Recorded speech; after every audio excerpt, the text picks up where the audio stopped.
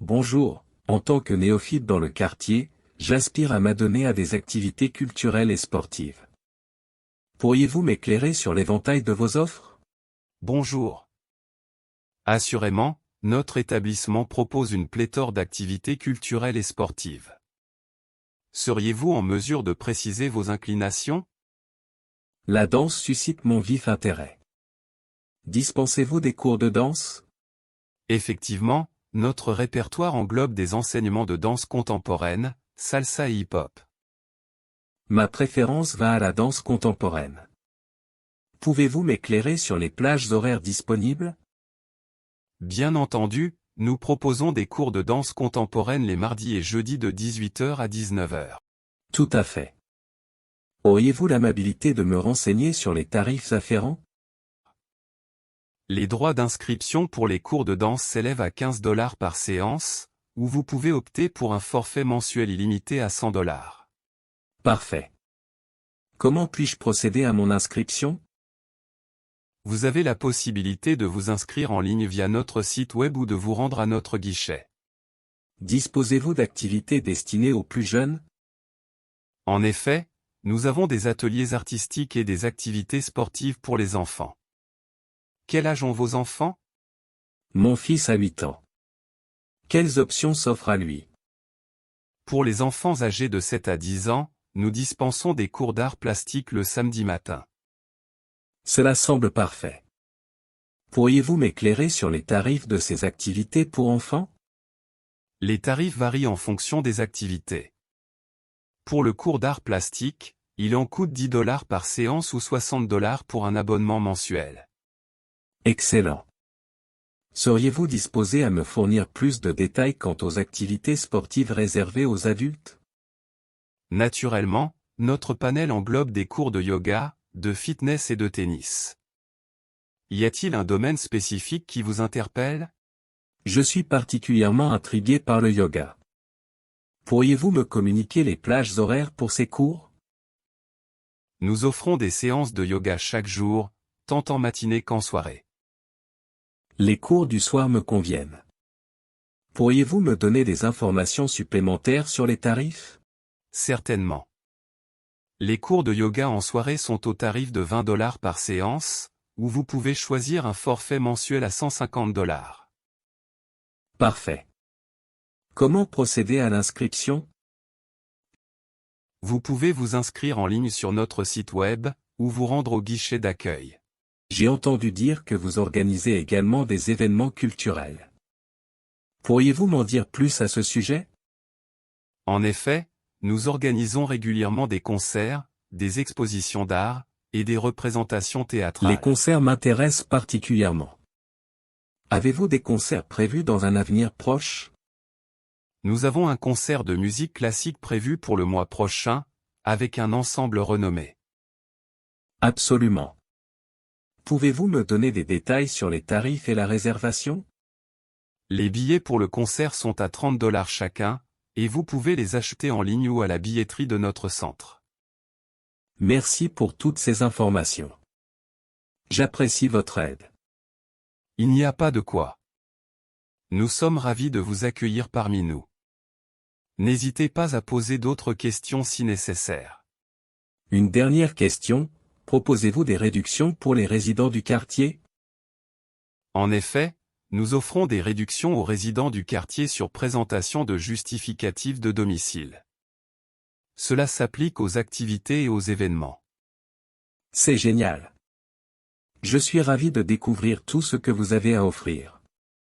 Je vais certainement m'inscrire. Nous serions enchantés de vous compter parmi nos membres. À très bientôt.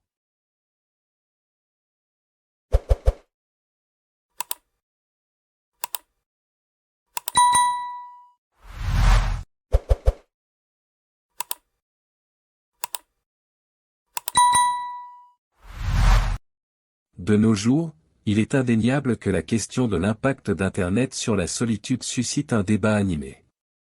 Certains estiment que les nouvelles technologies et les réseaux sociaux ont un effet isolant sur les individus, tandis que d'autres considèrent qu'ils favorisent la connectivité et les relations sociales. Dans cet exposé, je vais discuter des 2 points avant de donner mon point de vue. Tout d'abord, on ne peut pas nier le fait que l'Internet a révolutionné la façon dont nous nous connectons avec le monde.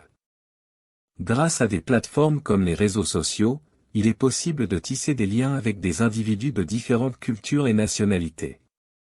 Par exemple, je suis membre d'un groupe en ligne de passionnés de photographie, où je partage mes clichés avec des amateurs de photographie du monde entier.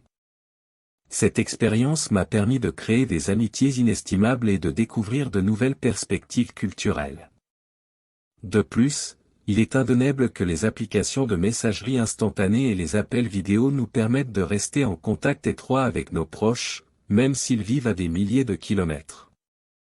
Par exemple, grâce à des applications telles que WhatsApp, j'ai pu maintenir une relation étroite avec ma famille qui réside à l'étranger. Cela renforce les liens familiaux malgré la distance. En outre, Internet abrite une multitude de communautés en ligne. Un excellent exemple est Reddit, où des millions d'utilisateurs se rassemblent pour discuter de sujets qui les passionnent, du cinéma à la science.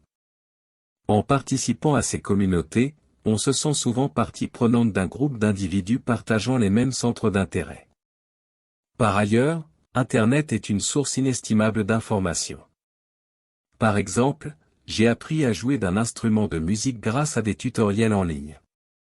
Cette abondance d'informations permet aux gens de développer de nouvelles compétences et de se connecter avec d'autres qui partagent leur passion. Au contraire, ce ne serait pas injuste de dire que passer trop de temps en ligne peut conduire à une isolation numérique. Par exemple, certaines personnes préfèrent les conversations sur les médias sociaux aux interactions en personne, ce qui peut les éloigner de leurs amis et de leur famille. Cela peut aussi réduire la qualité de nos interactions en face à face, car nous sommes distraits par nos appareils. De plus, les médias sociaux sont souvent le théâtre de la comparaison sociale. Par exemple, lorsque nous voyons des photos de vacances spectaculaires ou de réussites professionnelles sur Instagram, cela peut susciter des sentiments d'insécurité et d'insatisfaction par rapport à nos propres vies. Cette comparaison constante peut entraîner un sentiment de solitude. D'ailleurs, le cyberharcèlement est une réalité cruelle qui peut laisser les victimes dans une situation d'isolement et de vulnérabilité. Par exemple, considérons le cas d'un adolescent qui est victime de harcèlement en ligne via les médias sociaux. Ses camarades de classe, cachés derrière l'anonymat qu'offre Internet, publient régulièrement des messages injurieux et des menaces sur son profil. Ces attaques constantes peuvent être extrêmement stressantes et perturbantes pour la victime, car elles envahissent son espace personnel, même à la maison. Enfin, les interactions en face à face sont essentielles pour développer des compétences sociales saines. Passer trop de temps en ligne peut réduire ces compétences, ce qui peut à son tour entraîner un isolement social. Par exemple, si un adolescent passe la plupart de son temps sur les jeux vidéo en ligne plutôt que de socialiser avec des amis en personne, il risque de perdre des compétences sociales précieuses. En fin de compte, Internet est un outil puissant qui peut à la fois rapprocher et éloigner les gens. Il offre d'innombrables opportunités de connexion et d'apprentissage, mais il peut également créer une distance si nous ne sommes pas vigilants. Il est essentiel de trouver un équilibre entre la vie en ligne et la vie réelle, en utilisant Internet comme un moyen de renforcer nos relations et d'enrichir nos vies, plutôt que de les isoler.